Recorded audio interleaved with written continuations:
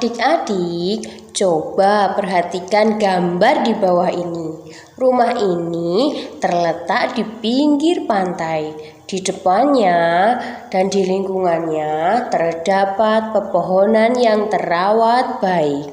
Di depan rumah terlihat sangat bersih. Apakah itu termasuk hidup sederhana? Nah, bagaimana hidup sederhana itu? Apa keuntungannya hidup sederhana?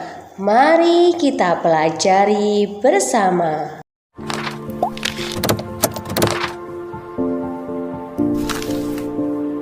Assalamualaikum warahmatullahi wabarakatuh. Hai adik-adikku yang soleh dan soleha, gimana kabar hari ini? Pasti sehat selalu ya.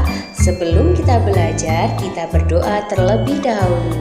Bismillahirrahmanirrahim. Rabbi zidni ilman warzuqni fahman. Nah, dalam kesempatan kali ini kita akan belajar tentang hidup sederhana. Apa sih yang harus kalian bisa? Yang pertama, memahami makna sederhana dalam kehidupan sehari-hari.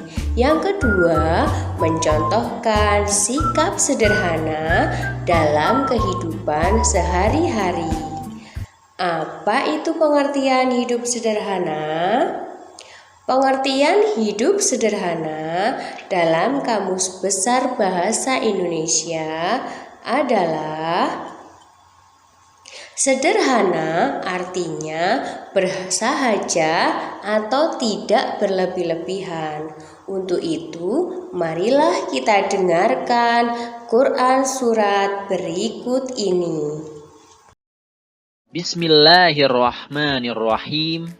Walladzina idza anfaqu lam yusrifu wa lam yaqturu wa kana baina dzalika qawama. Artinya, dan termasuk hamba-hamba Tuhan yang Maha Pengasih, orang-orang yang apabila membelanjakan harta, mereka tidak berlebihan dan tidak pula kikir. Di antara keduanya secara wajar. Quran Surat Al-Furqan ayat 67. Dari Quran surat di atas, kita bisa mengetahui ciri-ciri hidup sederhana. Hidup sederhana itu merupakan hidup yang tidak berlebih-lebihan atau tidak boros, dan juga hidup yang tidak kikir. Nah, jadi sederhana itu hidup di antara keduanya, yaitu tidak berlebihan dan tidak kikir. Berlebihan itu apa sih? Berlebihan itu tidak wajar atau aneh-aneh, membeli barang yang banyak sekali bahkan tidak bermanfaat. Kalau kikir itu adalah hidup yang terlalu hemat atau bisa dikatakan pelit. Nah, apa kalau hidup sederhana kita harus terlihat miskin? Oh tidak, hidup sederhana bukan berarti harus miskin, tetapi justru kita harus kaya agar kita bisa memberi kepada yang lain. Hidup sederhana dapat kita contoh dari Nabi Muhammad SAW.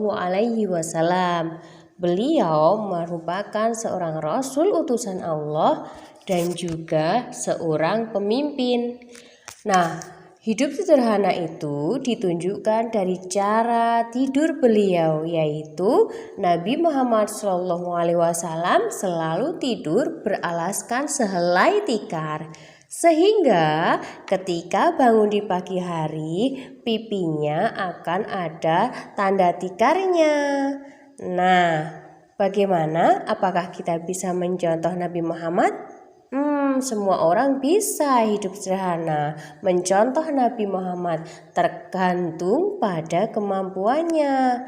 Hal itu dapat kita awali dengan niat yang ikhlas. Nah, selanjutnya kita akan belajar tentang contoh hidup sederhana. Contohnya itu apa sih? Nah, contohnya makan minum sederhana. Coba, apakah kalian pernah beli bakso? Nah, makan bakso itu sepiring saja, tidak boleh sampai berlebih-lebihan. Yang kedua, membelanjakan uang kita untuk jajan secukupnya. Nah, misalnya nih hari ini kita dikasih uang 10.000 buat jajan, berarti harus ada sisanya untuk ditabung. Membeli pakaian tidak selalu mengikuti model. Nah, kita pakai baju yang sudah ada, jangan selalu ingin membeli baju. Yang selanjutnya, manfaat atau keuntungan hidup sederhana. Yang pertama, mengamalkan ajaran agama atau perintah Allah Subhanahu wa Ta'ala agar disenangi oleh Allah dan mendapatkan pahala. Yang kedua, mampu melawan godaan setan. Selanjutnya, kita harus bisa menjadi pribadi yang rendah hati agar disenangi banyak orang. Tidak akan ditimpa penyakit resah dan gelisah. Karena apa nih? Kalau kita melihat orang lain lebih punya kelebihan, kita akan resah kalau kita tidak hidup sederhana. Tidak akan mengambil hak milik orang lain. Selanjutnya, kita akan belajar tentang Quran Surat Al-Isra ayat 17. Bismillahirrahmanirrahim. Innal mubadzirina kanu ikhwana syayatin wa kana syaitanu lirabbih kafura. Sesungguhnya pemboros-pemboros itu adalah saudara-saudara setan, dan setan itu adalah sangat ingkar kepada Tuhannya. Quran Surat Al-Isra ayat 27.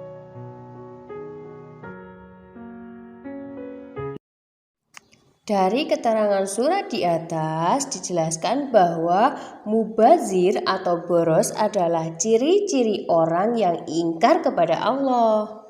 Nah, pemboros itu saudaranya setan, dan setan itu selalu ingkar kepada Allah. Mengapa Allah Subhanahu wa Ta'ala menyatakan bahwa pemboros adalah saudaranya setan? Nah, hal ini karena kebiasaan boros itu dapat mempersulit hidup. Kalau kita terus-menerus bersikap boros, maka suatu ketika kebutuhan kita tidak akan terpenuhi. Nah, dari hal itu akan timbul banyak permasalahan seperti gelisah, marah, dan lain-lain. Di sanalah setan akan masuk ke dalam diri kita, mempengaruhi kita untuk melakukan hal-hal yang tidak baik. Melakukan cara-cara yang dilarang oleh Allah Subhanahu wa Ta'ala, seperti mengambil hak orang lain atau melakukan segala cara untuk memenuhi kebutuhan hidupnya. Itulah alasannya mengapa Allah Subhanahu wa Ta'ala melarang kita untuk berbuat boros. Nah, dan jika kita ingkar kepada larangan itu, maka kita merupakan salah satu saudara setan. Na'udzubillahi min dzalik. Alhamdulillahirabbil alamin, materinya sudah selesai. Semoga anak-anak semuanya bisa memahami materi tersebut. Nah, jangan lupa terus belajar, jangan lupa jaga kesehatan, tetap menggunakan masker. Terima kasih. Apabila banyak salah mohon maaf. Wabillahi taufiq wal hidayah. Wassalamualaikum warahmatullahi wabarakatuh.